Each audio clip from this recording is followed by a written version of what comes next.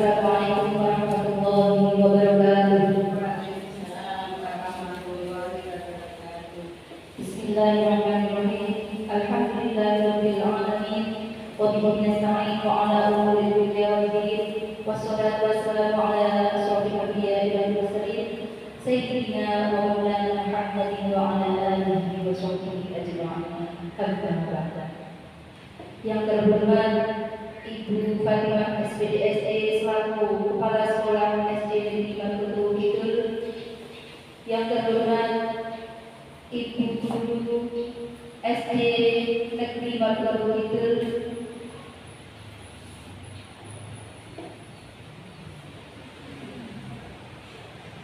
sebelum acara kita mulai pada siang hari ini, terlebih dahulu marilah kita panjatkan puji syukur kehadirat Allah Subhanahu wa Ta'ala yang mana telah memberikan taufik hidayah serta inayahnya kepada kita semua sehingga kita dapat berkumpul pada siang hari ini dalam keadaan sehat walafiat.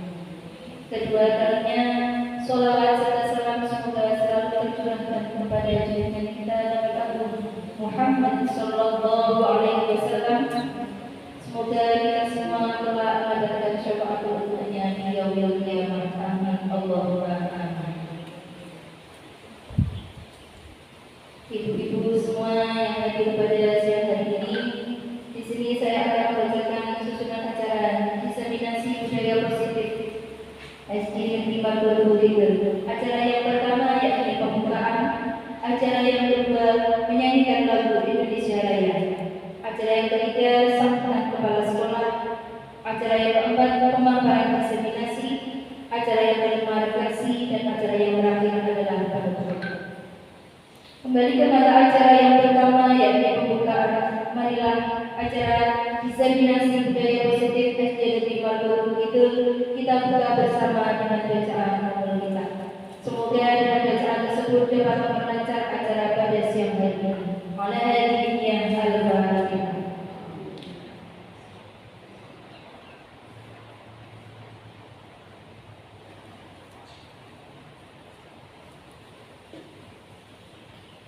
Terima kasih. Kita lanjutkan acara yang kedua yakni menyanyikan lagu Indonesia Raya. Hadirin dimohon untuk berdiri.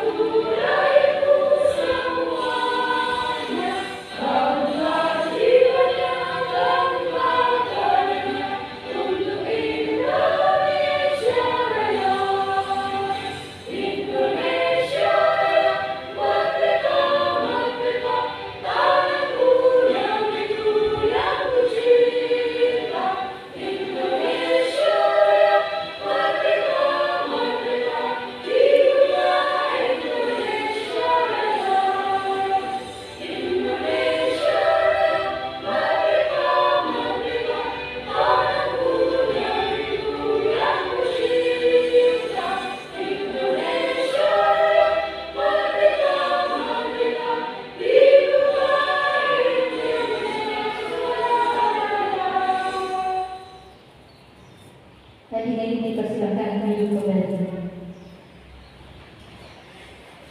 Acara yang ketiga yakni sambutan kepala sekolah yang akan disampaikan oleh Ibu Fatimah SPDSE. Kepada beliau kami haturkan.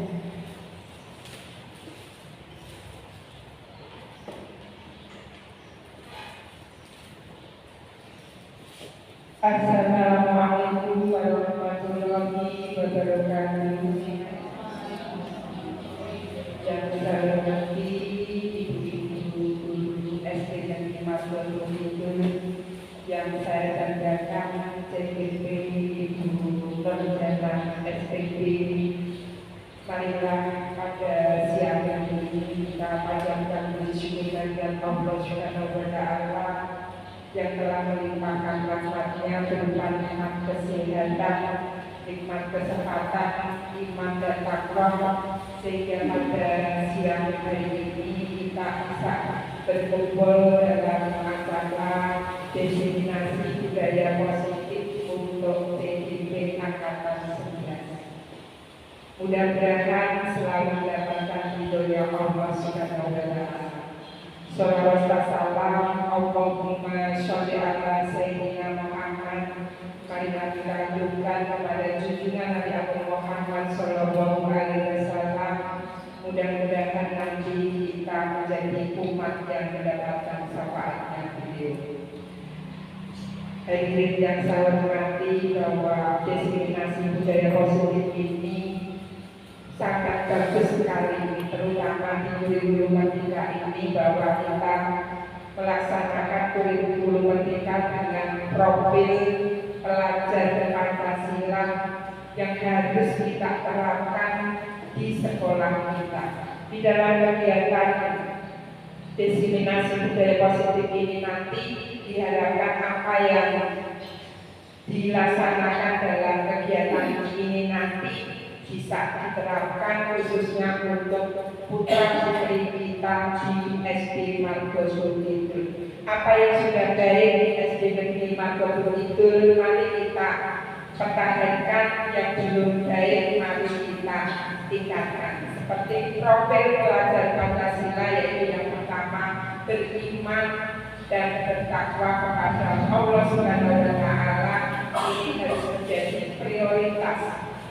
Kemudian yang kedua yaitu berkebinekaan global.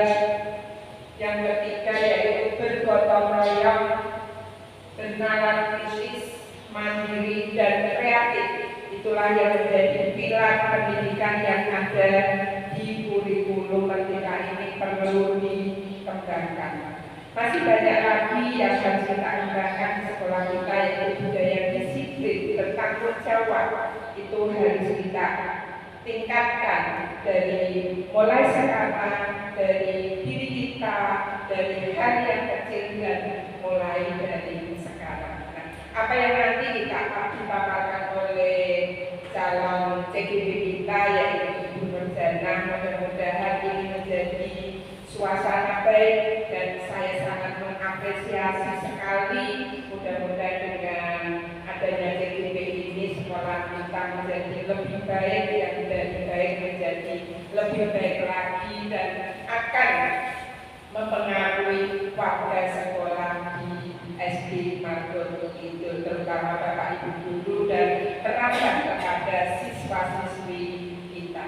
Saya kira itu yang bisa saya sampaikan. Mudah-mudahan di dalam kegiatan ini nanti kita semua setelah ini bisa mempraktekkan di lingkungan kita, terutama di SD Margoso Kidul. Saya kira itu yang bisa saya sampaikan. Apabila ada tutur kata saya yang kurang berkenan, saya mohon maaf. Bila taufiq wal hidayah. Wassalamualaikum warahmatullahi wabarakatuh.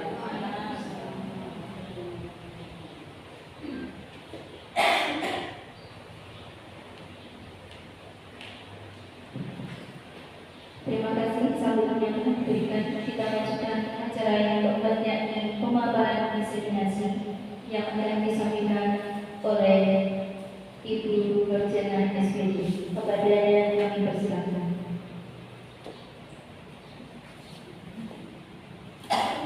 Assalamualaikum warahmatullahi wabarakatuh. Waalaikumsalam warahmatullahi wabarakatuh. Pertama-tama saya mengucapkan kepada ibu guru semua atas kehadirannya dan sudah bisa menyempatkan waktu untuk menghadiri acara saya, yaitu diseminasi budaya positif. Saya di sini tidak pintar ya, maksudnya ini hanya tugas dari CGP untuk aksi nyata. Kebetulan itu tugasnya untuk memberikan diskriminasi tentang budaya positif. Ini nanti tidak akan lama-lama, saya akan langsung mulai saja. Yang pertama, saya mau screening dulu. Karena pastikan tadi Bapak Ibu Guru kan sudah telah mengajar dari jam 7 sampai siang, dan sana itu semangat. Tapi masih semangat. Sakit berdiri, maju ke depan, saya di depan.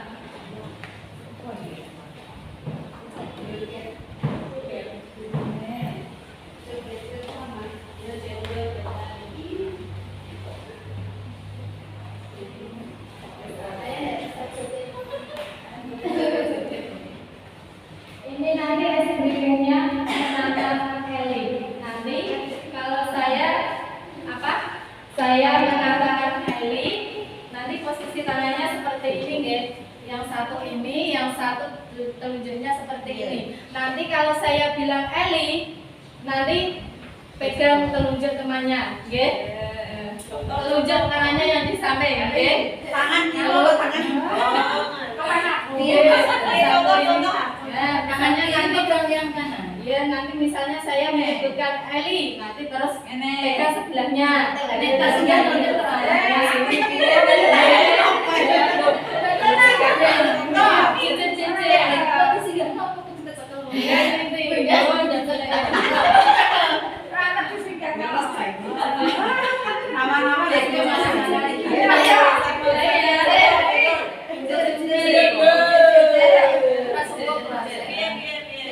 geser ke sana enggak? Geser kanan. Terus. Saya punya jari tangan kanan apa tangan kiri, Bu?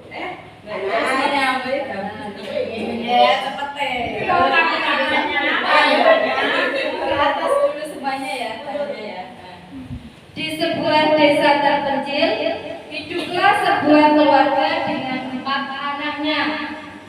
Ella, Eli, bisa dilepaskan. Elio dan Eki. Tiba-tiba Eli,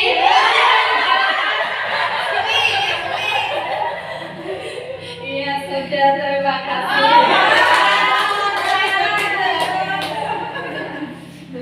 Ternyata budaya positif yang pertama, memahami konsep pendidikan menurut Yayasan Dewantara dihubungkan dengan konsep budaya dan lingkungan positif di sekolah yang berpihak pada murid. Kemudian yang kedua, melakukan evaluasi dan refleksi tentang praktik disiplin untuk mendapatkan pemahaman baru mengenai konsep disiplin positif untuk menciptakan murid dengan profil pelajar Pancasila. Yang ketiga, memahami peran sebagai guru untuk membangun budaya positif dengan menerapkan konsep disiplin positif dalam berinteraksi dengan murid. Kemudian yang keempat, mendemonstrasikan konsep budaya positif yang di dalamnya terdapat konsep perubahan paradigma, stimulus respon, dan teori kontrol. 3, teori motivasi perilaku manusia, motivasi internal dan eksternal, keyakinan kelas, hukuman dan penghargaan, 5 kebutuhan dasar manusia, 5 posisi kontrol guru, dan segitiga restitusi.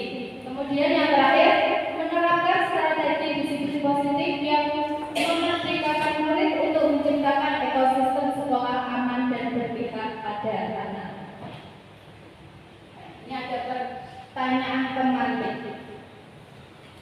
Tinggal terjawab setuju atau tidak setuju, ya. Yang pertama, hukuman dapat mendisiplinkan anak. Kira-kira setuju apa boten? Setuju atau tidak? Hukuman dapat mendisiplinkan anak.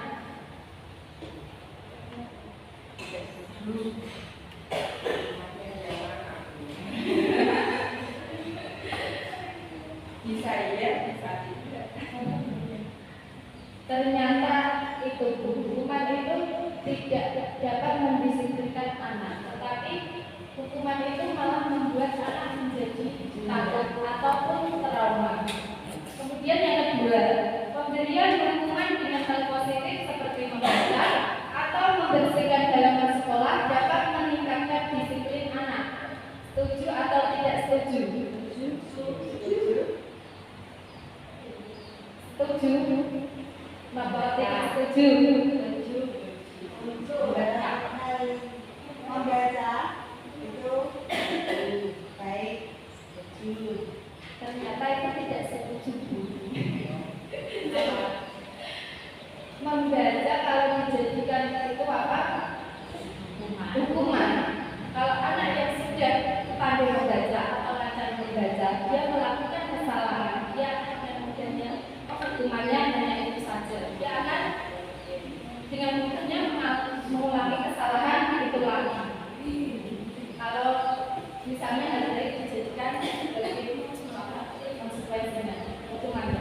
Kemudian yang ketiga, memberi penghargaan dapat meningkatkan motivasi belajar anak.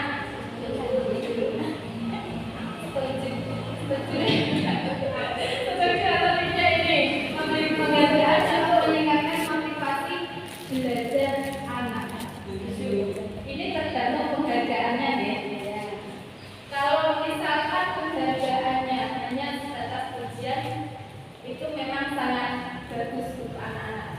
Ketika anak-anak bisa mengerjakan sesuatu, kita memberi penghargaan berupa ujian, mereka akan mungkin termotivasi.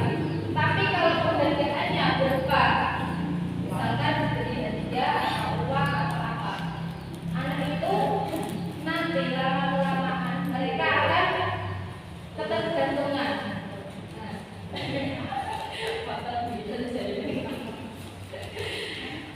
Memberi penghargaan itu tadi kalau berupa materi mereka akan ketergantungan. Misalkan saya harus mendapat nilai 100 biar nanti bisa mendapat hadiah. Berarti mereka mengerjakan sesuatu tidak dari dalam dirinya sendiri. Mereka menginginkan sesuatu. Kemudian tentang budaya positif.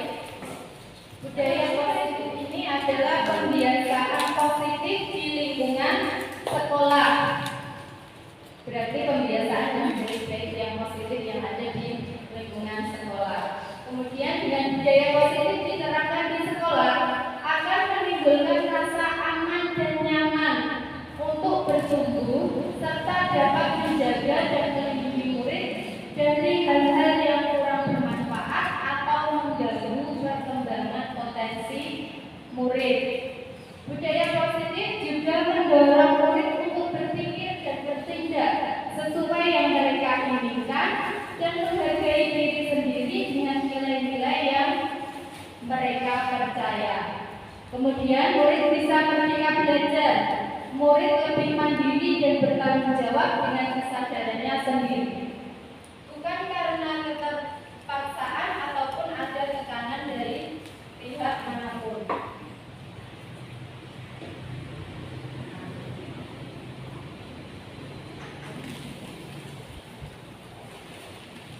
Kemudian ini ada perubahan paradigma tentang kegiatan mengepalkan telapak tangan. Coba Bapak Ibu telapak tangannya dikepalkan.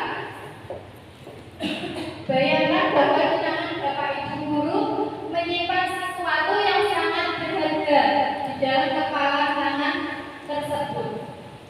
Bapak Ibu guru perlu menjaga benda tersebut sekuat tenaga. Karena begitu pentingnya untuk kehidupan Bapak Ibu guru.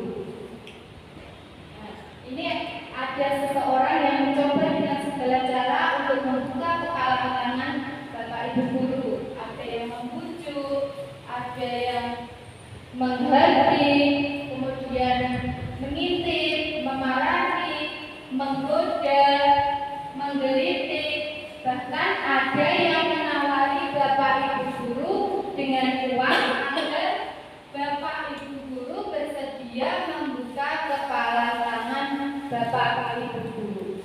Dari kegiatan ini, kira-kira yang mempunyai kontrol itu yang meminta untuk membuka kepala tangan atau kita yang mengepalkan tangan? Ya, betul sekali. Yang mempunyai kontrol adalah kita yang mengepalkan tangan. Jadi kita itu tidak bisa dikontrol oleh orang lain, tapi yang bisa mengontrol kita adalah diri kita sendiri.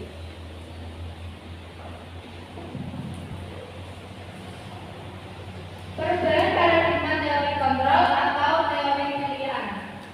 Yang pertama, ilusi guru mengontrol murid. Yang kedua, ilusi bahwa kritik dan membuat orang merasa bersalah dapat menguatkan karakter.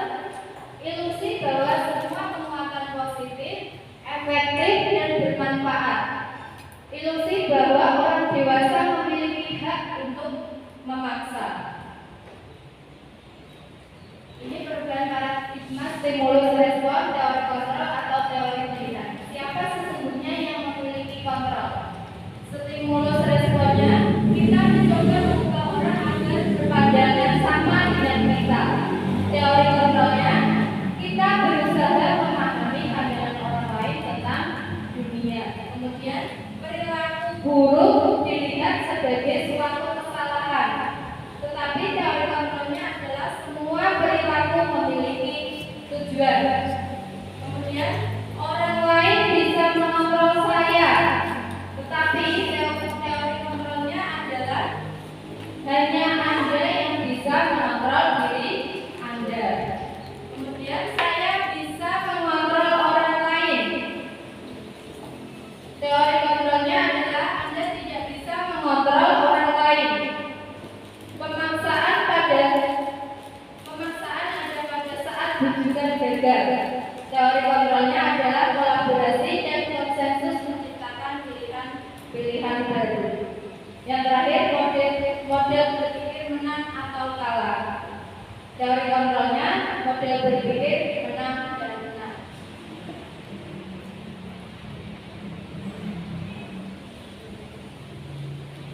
Budaya positif di modul 1.4 ini meliputi 5 hal. Yang pertama ada disiplin positif. Yang kedua, nilai-nilai kebijakan universal. Yang ketiga, teori motivasi perilaku manusia. Yang keempat ada kebutuhan dasar manusia. Dan yang kelima ada restitusi. Disiplin.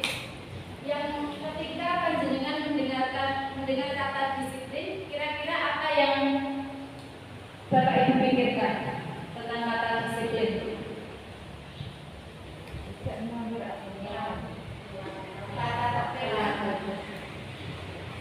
Apalagi teratur terus.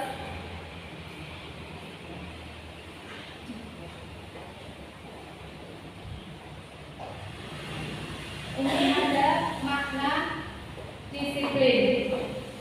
Disiplin ini berasal dari bahasa Latin disiplina yang artinya belajar. Makna asal dari kata ini berkonotasi dengan disiplin diri dari murid-murid Socrates dan Plato.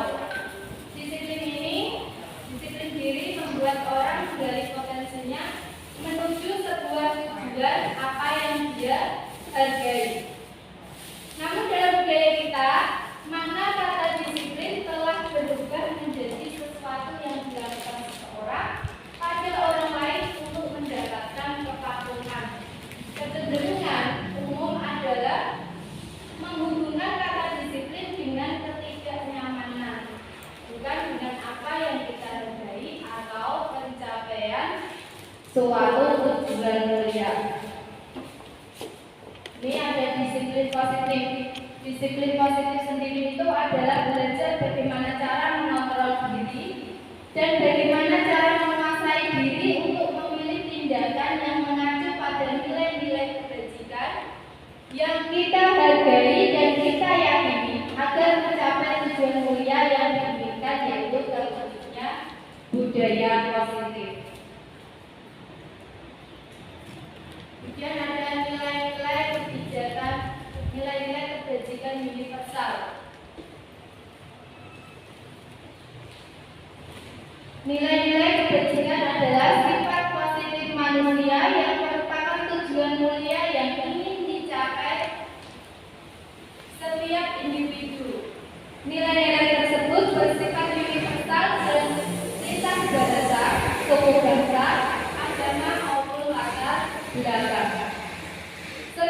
perilaku atau perbuatan memiliki suatu tujuan.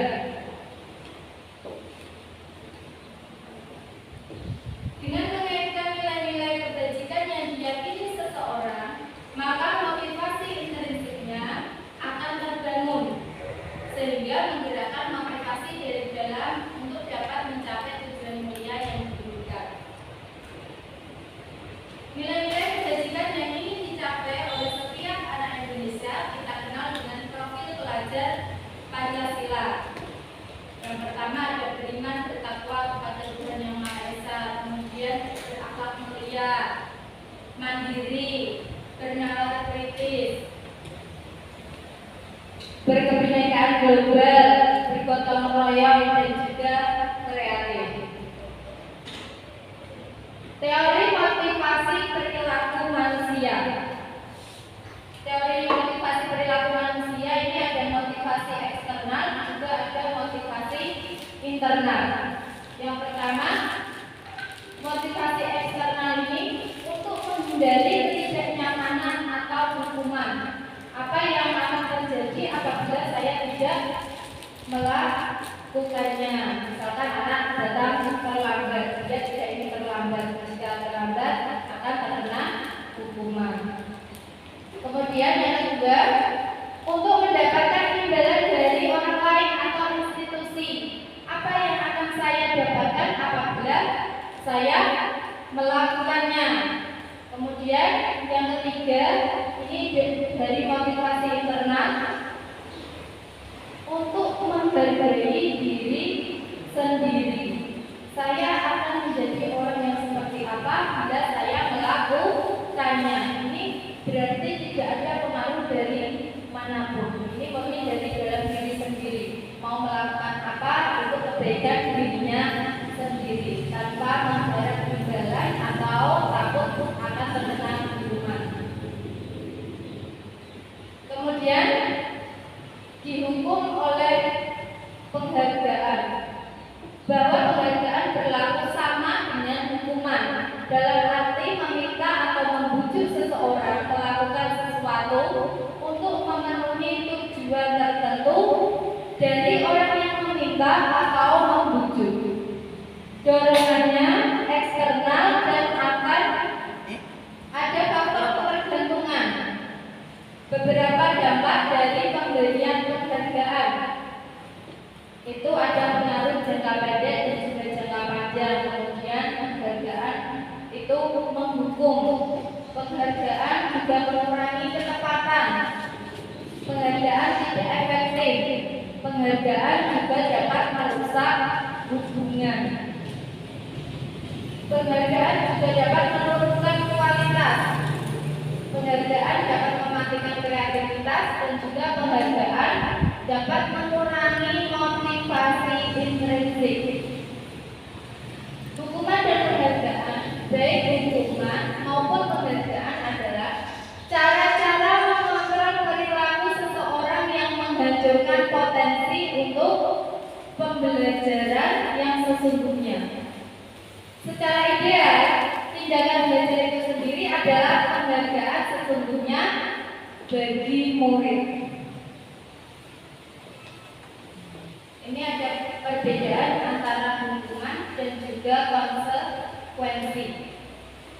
Hukuman sesuatu yang menyakitkan harus terjadi. Konsekuensi sesuatu yang harus terjadi. Kemudian hukuman membuat anak sakit fisik maupun juga hatinya untuk jangka waktu yang lama. Konsekuensinya membuat anak merasa tidak nyaman dalam jangka waktu pendek. Kemudian hukuman anak membenci kedisiplinan. Untuk konsekuensi anak menghargai disiplin. Kalau hukuman ini ada paksaan. Kalau konsekuensi stimulus dan juga tanggapan. Selanjutnya, hukuman mendorong anak menyakiti diri sendiri. Untuk konsekuensi, mendorong anak agar mudah menyesuaikan diri. Selanjutnya, hukuman konsep diri yang buruk. Tetapi untuk konsekuensi konsep diri yang baik. Kemudian hukuman anak belajar untuk menyembunyikan kesalahan.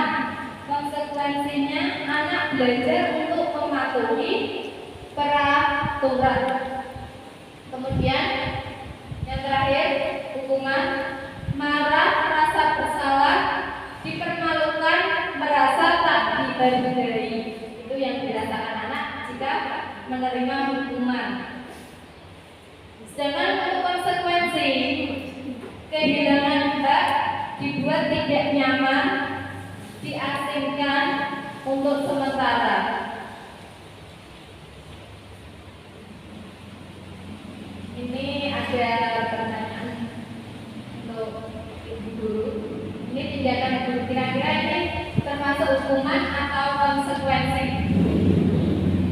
Mencatat 100 kali di dalam buku kalimat saya tidak akan terlambat lagi karena terlambat ke sekolah. Kira-kira ini hukuman atau konsekuensi? Hukuman atau konsekuensi? Ada yang jawab hukuman, ada yang jawab konsekuensi ya. Lanjut pertanyaan yang kedua. Lari mengelilingi lapangan basket 2 kali karena terlambat di sekolah. Hukuman atau konsekuensi? Hukuman. Ingat-ingat sendiri nanti aku jawabnya. Kira-kira benar atau salah?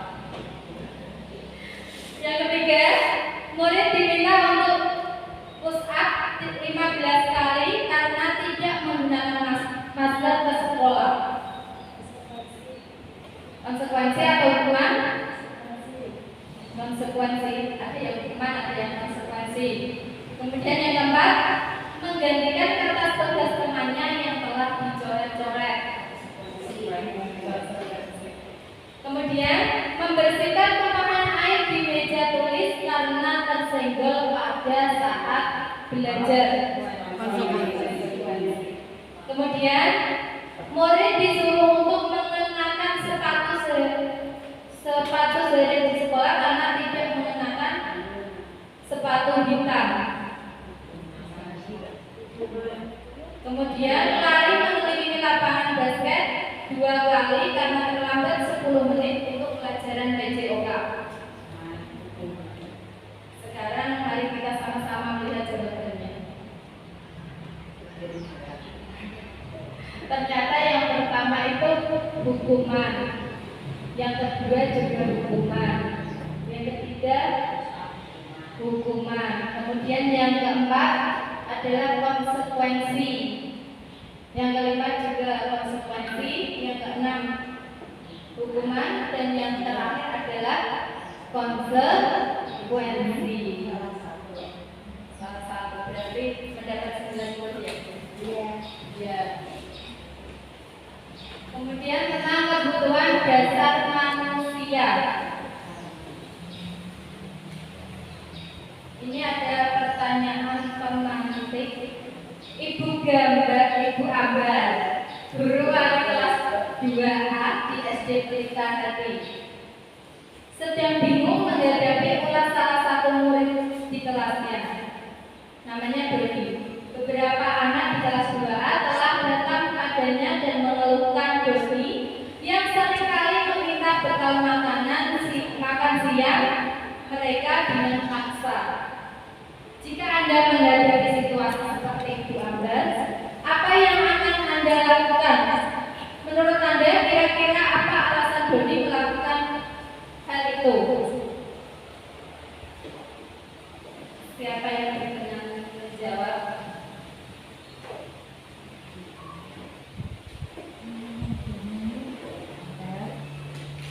Winda mau menjawab?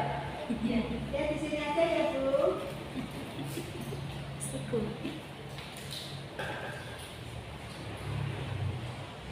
Kalau saya sebagai Bu Ambar, saya akan mengambil Dodi, saya panggil sendiri dan saya tanya bertanya kenapa meminta bekal makan siang temannya dengan sangat terpaksa.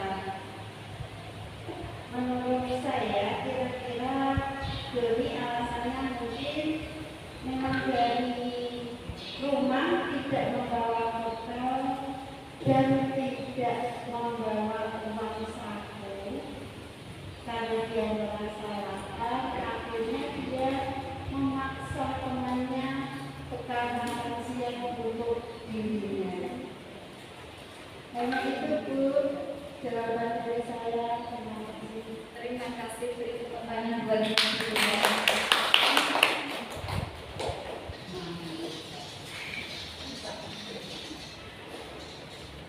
Dalam ya ini tepat sekali jawabannya Bu Ida tadi dalam menentukan disiplin positif.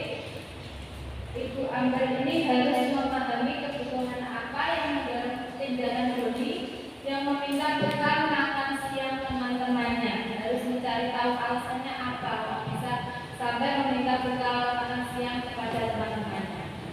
Pemahaman ini penting agar tindakan disiplin yang diambil dapat membantu memecahkan masalah tanpa merugikan Doni. Ini tadi beberapa kebutuhan yang mungkin terlibat dalam situasi ini, dalam situasi Doni tadi. Yang pertama tentang kebutuhan bertahan hidup. Jika Doni merasa lapar dan tidak memiliki bekal makan siang, tindakannya mungkin merupakan upaya untuk memenuhi kebutuhan dasar, yaitu untuk bertahan hidup seperti makanan. Kemudian jika kita beralih ke kebutuhan yang kedua, yaitu kebutuhan akan kasih sayang dan rasa diterima. Doni ini mungkin merasa senang saat temannya memberi perhatian atau mengikuti permintaannya yang mencerminkan kebutuhan akan kasih sayang dan rasa diterima. Kemudian kalau berdasarkan kebutuhan akan penguasaan, itu jika Doni merasa hebat ketika temannya patuh pada permintaannya. Jika Doni tadi meminta bekal makan siang, kemudian temannya terus memberi, nah dia akan merasa hebat, merasa menjadi penguasa. Ini bisa mencerminkan kebutuhan akan penguasaan atau pengakuan atas kemampuannya. Kemudian kebutuhan akan kebebasan. Beberapa anak ingin memiliki kebebasan dalam memilih makanan mereka. Doni mungkin bosan dengan bekal yang sama setiap hari dan ingin mencoba variasi menu lain dengan cara tadi meminta temannya. Kemudian kebutuhan akan kesenangan. Doni mungkin merasa senang melihat reaksi teman-temannya terhadap tindakannya yang mencerminkan kebutuhan akan kesenangan dan kebahagiaan dalam bermain. Itu beberapa jawaban yang berkaitan dengan kasus Doni. Ini tadi kebutuhan dasar manusia. Kebutuhan dasar manusia itu ada 5. Yang pertama ada bertahan hidup, kemudian kasih sayang dan rasa diterima, kemudian penguasaan, kesenangan, dan juga kebebasan. Ini tidak hanya murid yang membutuhkan kebutuhan dasar manusia, tetapi sebagai guru kita juga pastinya memerlukan kebutuhan dasar manusia.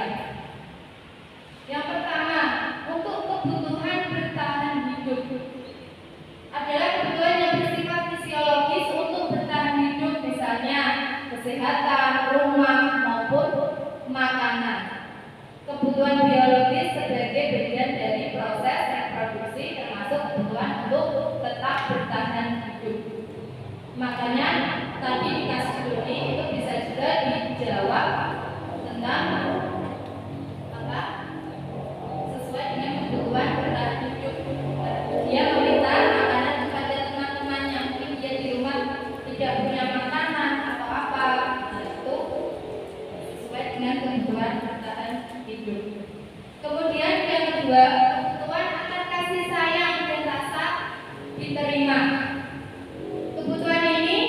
kebutuhan berikutnya adalah kebutuhan psikologis. Kebutuhan untuk disayangi dan diterima meliputi kebutuhan akan hubungan dan koneksi sosial, kebutuhan untuk memberi dan menerima kasih sayang, dan kebutuhan untuk merasa menjadi bagian dari suatu kelompok. Mungkin anak-anak yang usil dengan temannya itu mereka sebenarnya membutuhkan kasih sayang dan juga rasa diterima, tetapi mungkin caranya yang salah atau yang kurang tepat untuk diterapkan di lingkungannya. Kemudian yang selanjutnya, kebutuhan akan penguasaan, kebutuhan pengakuan atas kemampuan. Kebutuhan ini berhubungan dengan kekuatan untuk mencapai sesuatu, menjadi kompeten, menjadi terampil, diakui atas prestasi dan keterampilan kita, didengarkan dan memiliki rasa harga diri. Kebutuhan ini meliputi keinginan untuk dianggap berharga, bisa membuat perbedaan, bisa membuat pencapaian, kompeten, diakui, kemudian dihormati. Tadi dikasih Doni yang meminta makanan kepada temannya, jika temannya memberikan makanan tersebut, maka rasa yang ada di dalam hatinya, dia merasa berkuasa atas teman-temannya. Kemudian kebutuhan akan kebebasan, kebutuhan akan pilihan. Kebutuhan untuk bebas adalah kebutuhan akan kemandirian, otonomi, memiliki pilihan dan mampu mengendalikan arah hidup seseorang. Anak-anak dengan kebutuhan kebebasan yang tinggi menginginkan pilihan. Mereka perlu banyak bergerak, suka mencoba-coba, tidak terlalu terpengaruh orang lain dan senang mencoba hal baru dan menarik. Mungkin jika di sekolahan ibu ada anak yang usil atau apa, mungkin di rumah mereka sudah terlalu ditekan oleh kedua orang tuanya, sehingga dia di sekolahan membutuhkan kebebasan, tetapi pengaplikasiannya di lingkungan sekolah dia kadang yang kurang tepat. Kemudian kesenangan, kebutuhan untuk merasa senang. Kebutuhan akan kesenangan adalah kebutuhan untuk mencari kesenangan, bermain dan juga tertawa. Anak-anak dengan kebutuhan dasar kesenangan yang tinggi biasanya ingin menikmati apa yang dilakukan. Mereka juga bisa berkonsentrasi tinggi saat mengerjakan hal yang disenangi. Mereka suka permainan dan suka mengoleksi barang, suka bergurau, suka melucu dan juga menggemaskan. Ini kan supaya tidak jenuh ya, breathing dulu. Silakan Ibu Guru untuk berdiri berhadapan-hadapan dengan sebagian sekali asana. Kamu mau pasangan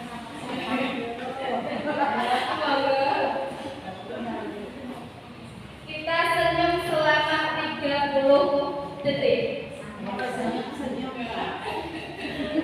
Berhadapan senyum selama 30 detik dengan pasangannya.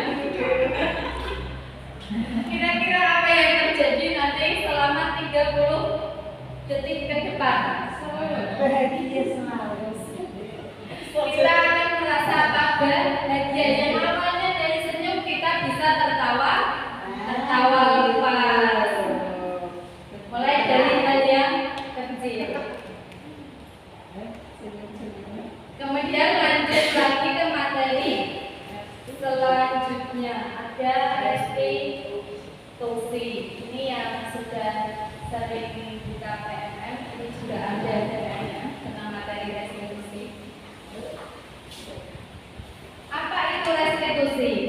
Restitusi adalah proses menciptakan kondisi bagi murid untuk memperbaiki kesalahan mereka, sehingga mereka bisa kembali pada kelompok mereka dengan karakter yang lebih kuat. Restitusi juga merupakan proses kolaboratif yang mengajarkan murid untuk mencari solusi untuk masalah mereka dan membantu murid berpikir tentang orang seperti apa yang mereka ingin menjadi atau tujuan mulia dan bagaimana mereka harus memperlakukan orang lain. Dengan restitusi ini kita itu sebagai guru tidak langsung ketika anak berbuat salah kita tidak langsung menjatuhkan hukuman kepada si anak tersebut. Kita bisa menggunakan restitusi. Ini segitiga restitusi. Yang pertama kita menstabilkan identitas. Yang kedua kita bisa validasi kebutuhan. Kemudian yang terakhir kita menanyakan keyakinan. Ini menstabilkan identitas untuk membuat anak yang merasa gagal karena berbuat salah menjadi positif terhadap dirinya. Ini ketika anak ada yang berbuat salah bisa berkata seperti ini. Berbuat salah itu hal yang manusiawi, tidak ada manusia yang sempurna. Bapak Ibu juga buat salah. Kita pasti bisa menyelesaikan permasalahan ini.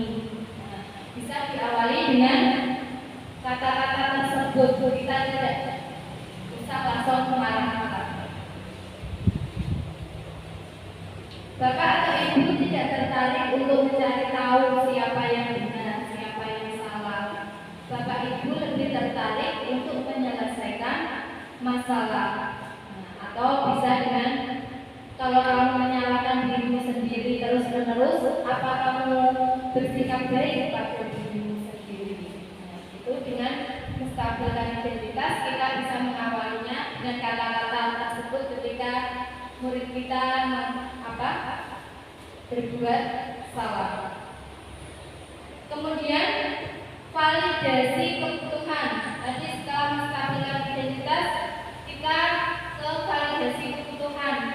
Ini untuk membantu murid mengenali basic need atau kebutuhan dasar yang ingin dipenuhinya ketika melakukan kesalahan itu. Pada dasarnya setiap tindakan manusia tujuannya adalah memenuhi kebutuhan dasar, apakah itu penguasaan, kebebasan, kasih sayang, dan rasa diterima, kesenangan, ataupun bertahan hidup. Kita bisa menanyakan seperti ini. Kamu bisa saja kan melakukan hal yang lebih buruk, tapi kamu tidak melakukannya kan? Kemudian kamu pasti punya alasan mengapa melakukannya. Atau apa yang paling penting bagi kamu? Kamu boleh tetap berusaha menjaga sikap itu, tapi tambahkan sikap yang lain yang baru. Atau bisa juga, maukah kamu belajar cara lain untuk mendapat yang kamu butuhkan tanpa harus memukul? Atau apakah kamu bisa melakukan dengan lebih baik besok pagi? Itu adalah kata-kata yang bisa digunakan untuk validasi kebutuhan. Kemudian yang terakhir untuk menanyakan keyakinan. Ini untuk melihat kesalahan yang dihubungkan dengan norma sosial dan nilai-nilai yang mendasari manusia berinteraksi dengan orang lain. Saya mau tanya, kira-kira dalam bagian menanyakan keyakinan ini, apakah bisa kita lakukan kalau misal kita belum membuat keyakinan kelas atau keyakinan sekolah? Apakah bisa dilaksanakan restitusi yang bagian menanyakan keyakinan?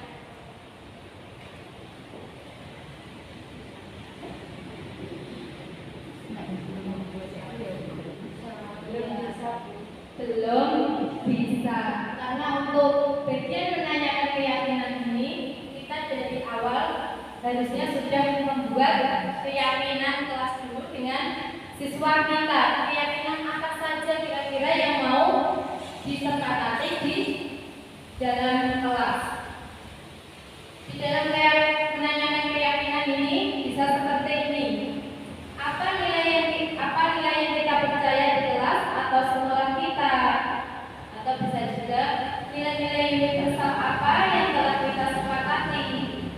Kelas yang ideal itu seperti apa sih? Kamu ingin jadi anak yang seperti apa? Atau apa yang kamu rasakan jika kamu melakukan itu? Kamu menjadi orang yang seperti apa? Itu di bagian menanyakan keyakinan.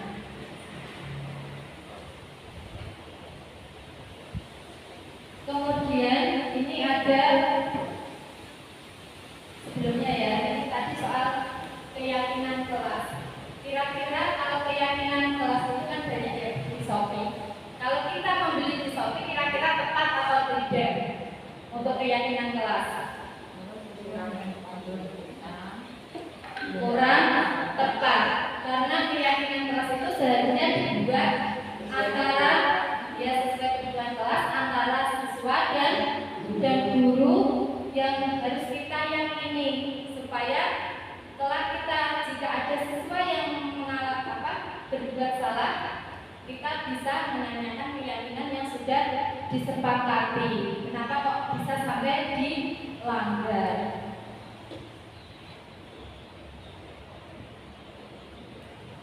Ini ada identitas gagal dan juga identitas sukses.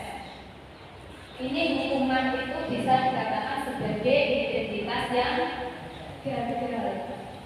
Kenapa kok bisa dikatakan sebagai identitas yang gagal? Yang pertama, sesuatu yang menyakitkan harus terjadi. Kemudian tidak nyaman untuk murid atau anak untuk jangka waktu yang panjang.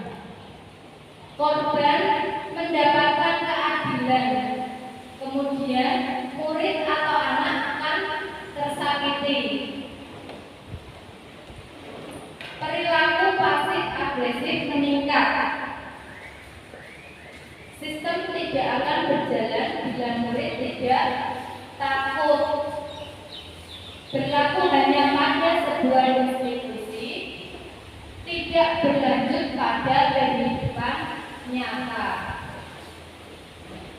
Peraturannya adalah titik kamu harus apa? Yaitu hukuman.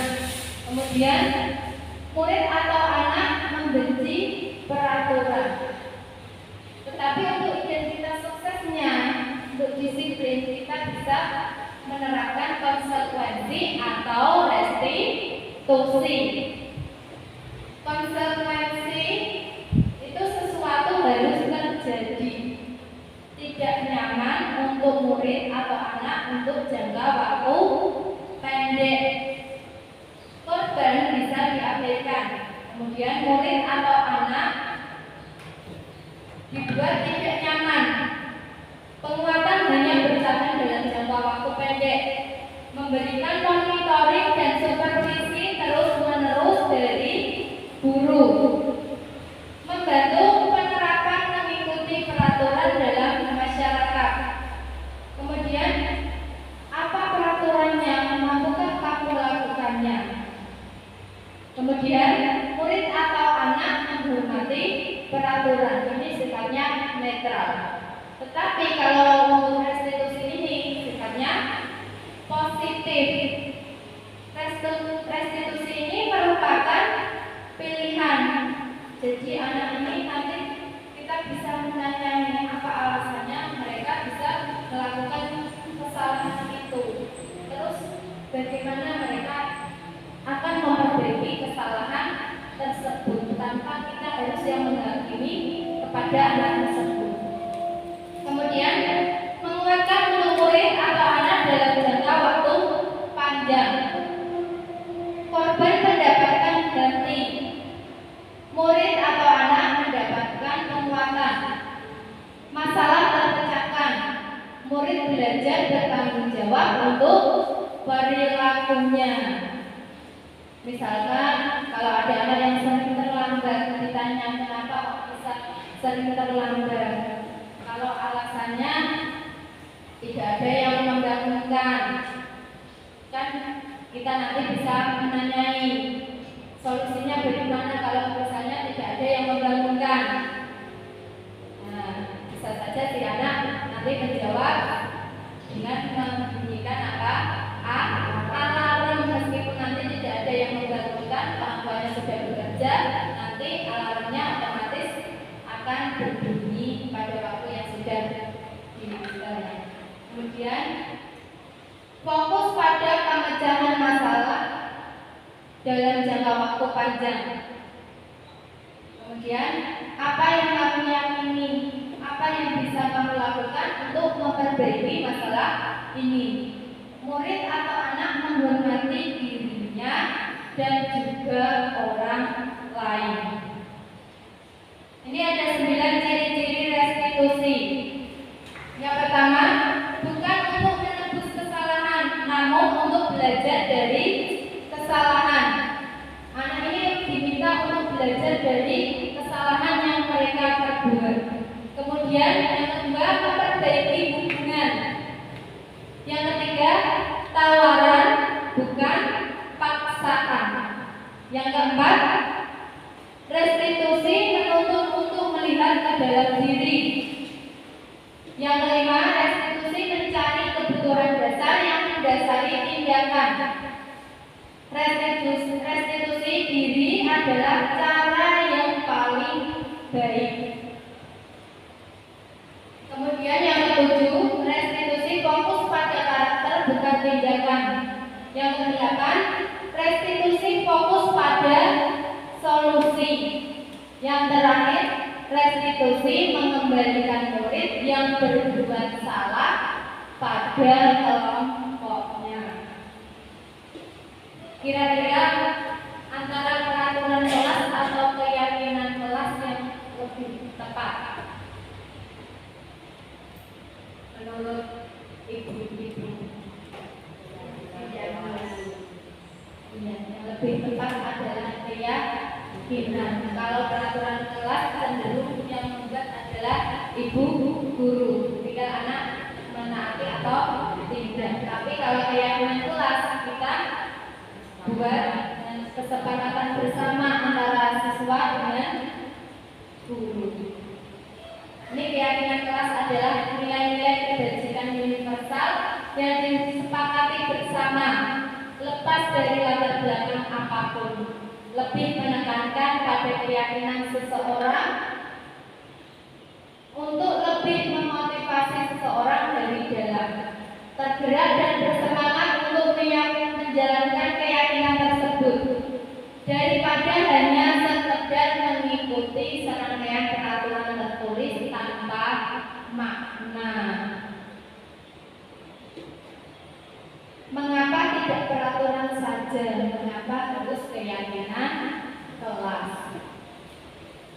Mengapa kita memiliki peraturan harus menggunakan helm bila mengendarai kendaraan roda 2? Kemudian ada lagi, mengapa kita memiliki peraturan 3M, menggunakan masker, mencuci tangan dan menjaga jarak 1,5 meter. Kemudian, mengapa kita memiliki peraturan harus datang tepat waktu pada saat mengikuti pelatihan ataupun kegiatan?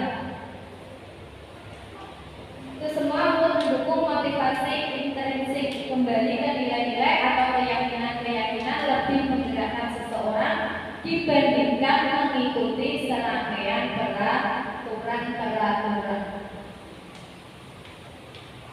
Di dalam budaya positif ini, di dalamnya terdapat lingkungan yang positif, ada keyakinan kelas dan juga ada peraturan kelas.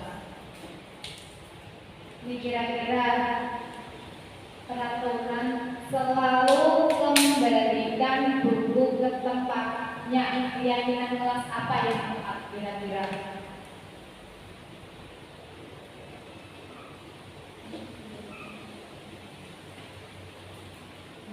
Tanggung jawab, disiplin atau apa?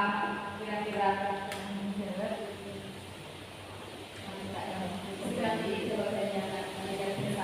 yang kedua, dilarang mengganggu orang lain.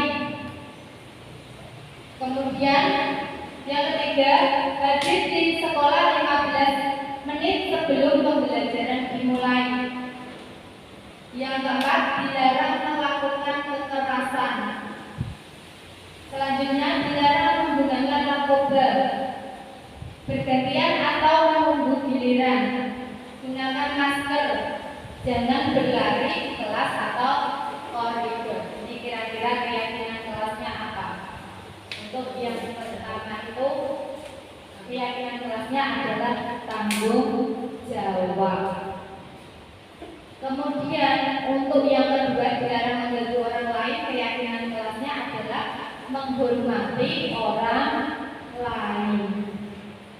Yang ketiga, menghormati orang lain ataupun berkomitmen. Selanjutnya adalah keselamatan, menghargai orang lain juga bisa. Ini selanjutnya yang berkaitan dengan dilarang menggunakan narkoba, keyakinan kelasnya adalah kesehatan. Kemudian selanjutnya menghormati orang lain atau bersabar. Selanjutnya tentang penggunaan masker adalah keyakinan kelas, kesehatan dan juga keselamatan. Kemudian untuk tentang jangan berlari di kelas atau koridor. Ini keyakinan kelasnya adalah berupa keselamatan dan keamanan. Ini ada 5 posisi kontrol. Kita sebagai guru, mana kira-kira yang paling tepat? Ini 5 posisi kontrol itu ada penghukum, pembuat orang merasa bersalah, juga teman, monitor atau pemantau, dan juga manajer. Kalau penghukum biasanya menggunakan hukuman fisik maupun verbal. Kalau anak melakukan salah, langsung dihukum, entah itu hukuman fisik maupun verbal. Berarti kita itu sebagai penghukum. Kemudian membuat orang merasa bersalah, itu menggunakan keheningan yang membuat orang lain merasa tidak nyaman, bersalah atau rendah diri. Kemudian sebagai teman, menggunakan hubungan baik dan humor untuk mempengaruhi seseorang. Yang ketiga itu monitor atau pemantau. Kita hanya mengawasi perilaku berdasarkan peraturan dan konsekuensi. Ini yang terakhir adalah manajer. Ini yang diharapkan itu adalah kita bisa menjadi manajer, berbuat sesuatu bersama murid, mempersilahkan murid, mempertanggungjawabkan perilakunya, mendukung murid agar dapat menemukan solusi.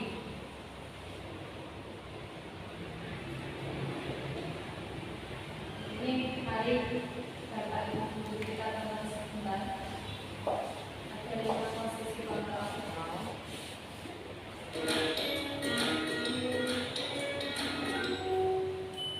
Salam bahagia Ibu dan Bapak Guru hebat.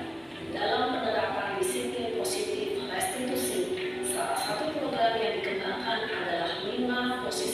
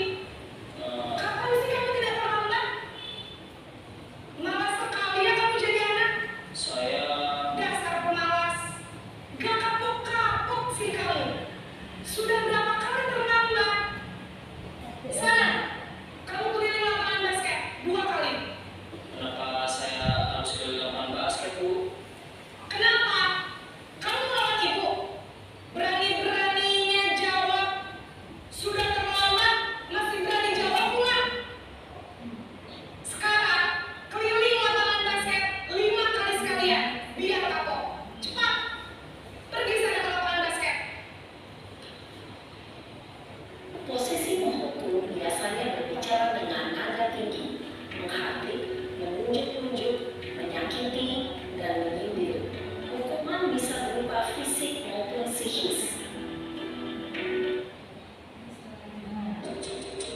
Posisi pembuat merasa bersalah.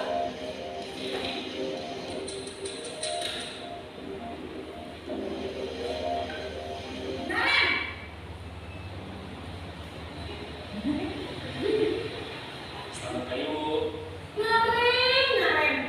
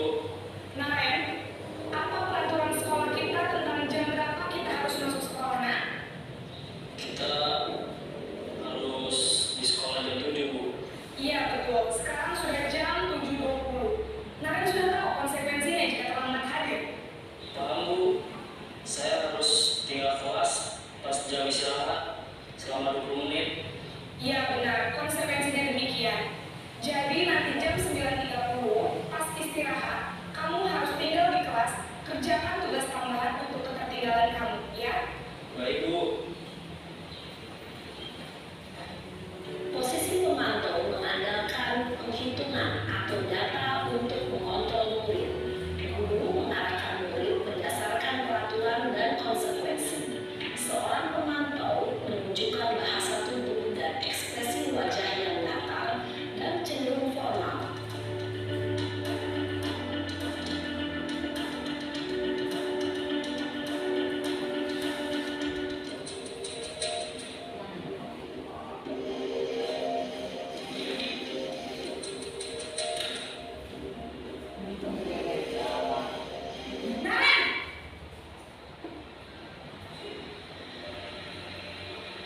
Selamat pagi, Bu. Selamat pagi, Naren. Maaf, Bu. Saya terlambat. Iya, sekolah masuknya jam 7, sekarang sudah jam 7.20. Jadi sekarang bagaimana ini, Naren? Maaf, Bu. Saya lupa setel alarm saya semalam. Baiklah, menurut kamu, keyakinan sekolah yang mana yang perlu kamu tingkatkan? Menghargai diri sendiri dan orang lain mungkin, ya, Bu. Setuju. Jadi, apakah Naren meyakini prinsip saling menghormati tersebut? Iya, Bu. Saya meyakininya. Apakah Naren bersedia memperbaiki masalah keterlambatan ini? Bersedia, Bu. Bagaimana kamu akan memperbaiki masalah keterlambatan ini? Saya akan coba untuk tidak lupa menyetel alarm saya, Bu. Baik, kalau Naren lupa menyetel alarm di rumah, ada orang yang kira-kira bisa bantu mengingatkan tidak? Ada, Bu. Kakak saya, Kak Emma. Ada lagi selain Kontrol yang paling baik adalah kita seharusnya bisa menjadi sebagai manajer.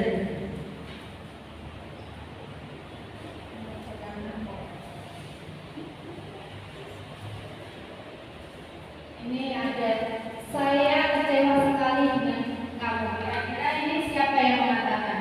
Adalah membuat orang merasa bersalah. Kamu tidak pernah benar melakukannya.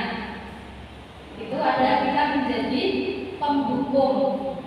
Kemudian yang ketiga, ayolah lakukan demi ibu atau bapak.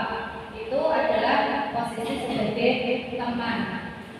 Kemudian, apakah kamu mau mendapatkan stiker bintang hari ini?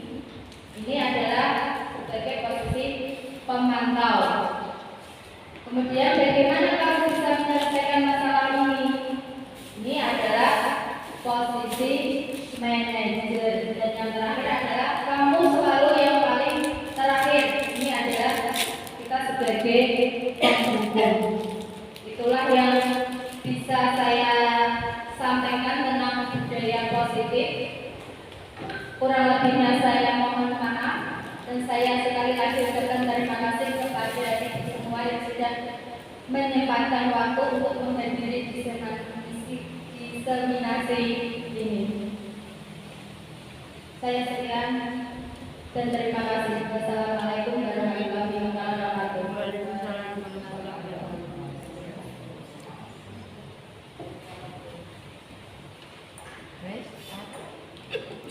Demikian pemaparan diseminasi budaya positif oleh murid-murid SPD. Semoga dapat memberikan banyak ilmu bagi kita semua, tentunya memberikan bermanfaat. Acara yang terakhir yakni penutup, marilah acara diseminasi budaya positif pada siang hari ini kita tutup bersama dengan bacaan hamdalah. Alhamdulillah. Saya sebagai pembawa acara, apabila ada kata yang kurang berkenan, saya mohon maaf yang sebesar-besarnya. Akhirul kalam, Allahumma kita akhirul kalam. Wassalamualaikum warahmatullahi wabarakatuh. Waalaikumsalam warahmatullahi wabarakatuh.